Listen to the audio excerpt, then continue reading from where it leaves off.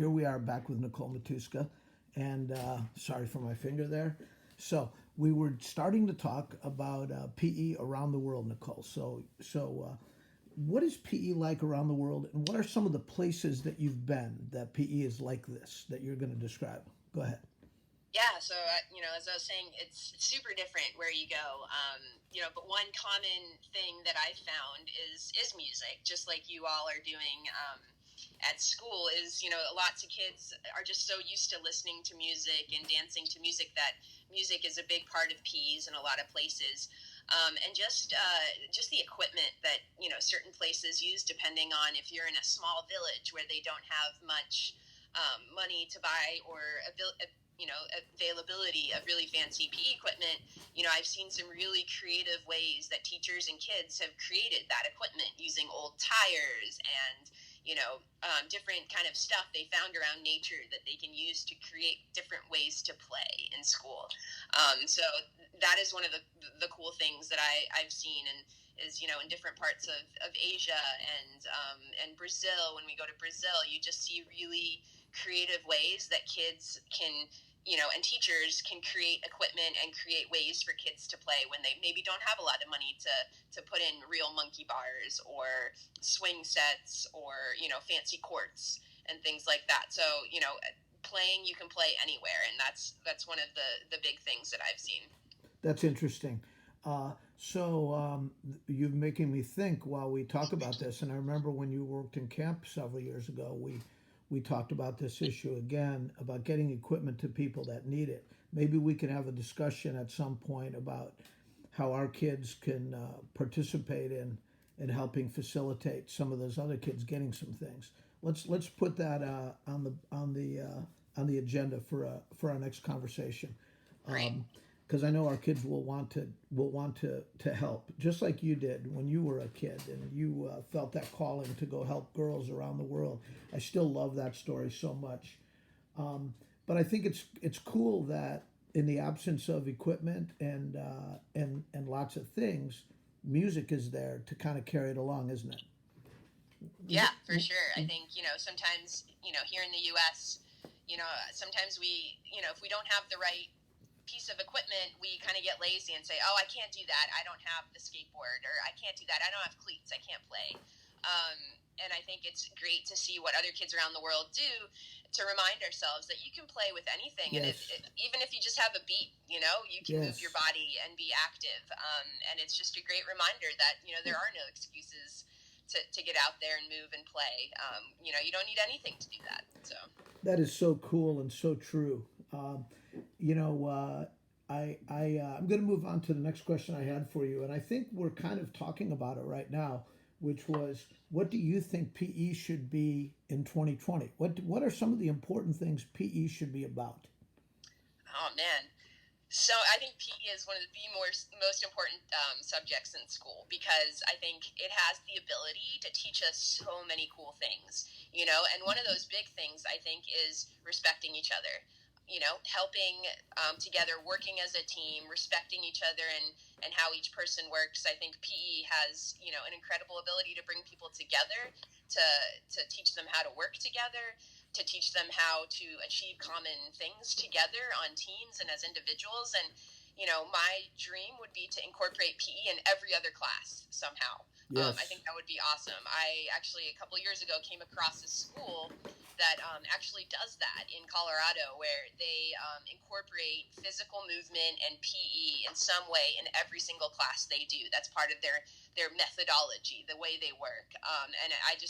And it was a public school, so it wasn't even some fancy private school or anything. It was a public school. So I'm like, it's possible, we can do this. But that's what I think PE should be. Like, every class should have some sort of PE exercise to get our brains moving and get us excited and happy. That's awesome. Yeah, it's kind of common sense, isn't it? And so Nicole, I'm gonna change the subject now, back to bring you back to your younger days when you came to the soccer camp. And before I ask you this question, I just want you to know that one of my personal goals is to make every day at Cypress Woods like a day at Marauder soccer camp.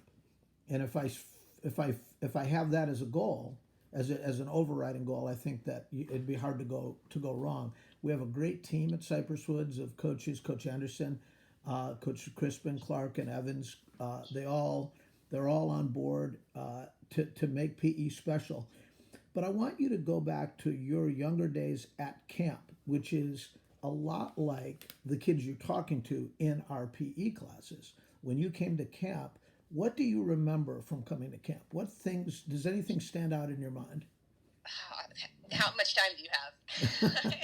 So many things that stand out. I think two big things.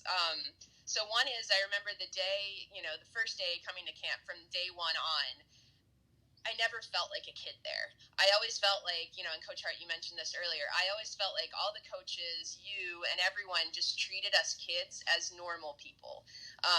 Didn't talk down to us, didn't make us feel small.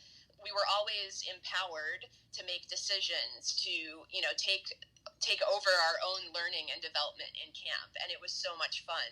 We got to, create team names. It was your typical camp experience, I feel, is very much like stand in line, do this, and you're just being told what to do all the time and expected to follow. Whereas I felt Marauder soccer camp was just this great experiment of when you give the power over to the campers, what can they achieve? And it just made us feel powerful and made us feel responsible and, gave us that agency.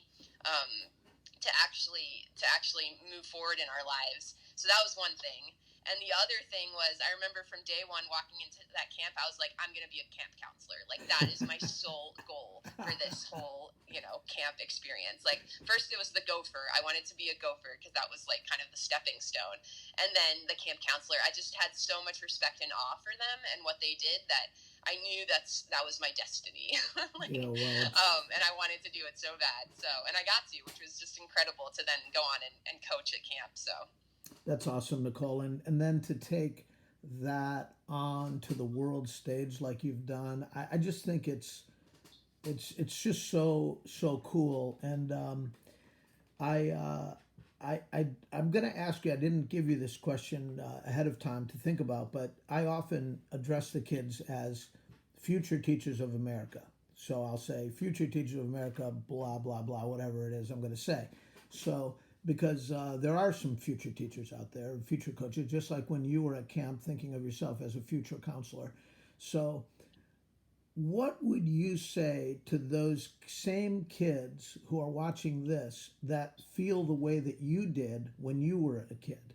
Would you give them any advice? Would you give them any encouragement? What would you say to the future teachers of America? Oh man, I guess the one big thing is it's a hard job. It's a really hard job to be a teacher, as you probably know, Coach Harte, and so many other teachers out there. My sister is a teacher. It's not something you go into to have an easy, cushioned life. But that being said, it's one of the most important jobs in the world because as teachers, they're the ones who shape and influence young people to then go on and make a change. So I think it's hard, but it's one of the most important jobs because you are in charge of helping all these young people grow up to do amazing things. And so I guess, I don't know, the advice I would give is just to keep working and developing yourself. Learn as much as you can about everything. Don't think that you ever stop learning. Read books about other types of people and other countries. Talk to different types of people in your community. Being a teacher, you have to understand other people. So the more you learn about other types of people from different backgrounds, different religions, who come from different countries, the better you can be at helping these people out in any way as a teacher. And really, we all become teachers when we get older, right? Just because Yes. maybe we don't work in a school or are coaching a team, we're all teaching in some way, whether we have our own children or, kids in the neighborhood or whatever it is. Even if you don't want to be a teacher, you will be at some point. So, start working on it now. Just learn as much as you can and, learn about other people, I guess, is my big advice. Beautiful, beautiful. Nicole, we're going to take you up on your offer to give us the occasional report from around the world. So why don't we leave it there for now? And thank you for joining us on this interview. I'll send you the link once we've got it up posted. Say hi to your sister for us. I will. And who, by the way, kids, her sister Lisa is a teacher in Chicago. You may end up seeing her on one of these interviews one day. But Nicole, thank you so much. All the best. Thank you so much. It was such a pleasure. Hopefully we'll see you out at Cypress again sometime. Yeah, I would love to. All right. Sounds good. Take care. Bye. Bye.